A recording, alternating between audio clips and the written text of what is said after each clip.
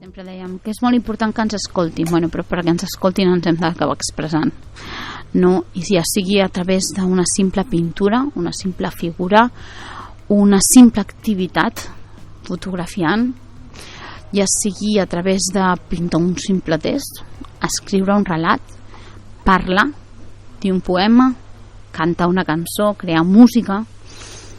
treure a poc el que sents i anar desenquistant-ho a tu, i algú segur que ho escoltarà i saps que ja no ho tens amagat dins teu, que ho has fet fora. Lògicament el dolor no desapareix, ni molt menys,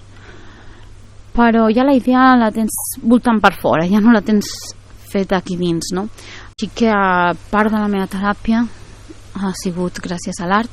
a l'expressió en diferents maneres, i us deixo una mica les manualitats i activitats que estan fent aquest dia. I res, espero que us hagi agradat i bueno, expresseu-vos mentre no falteu al respecte a ningú ni feu mal a ningú, sigueu lliures i expresseu-vos de la millor manera que pugueu, de veritat,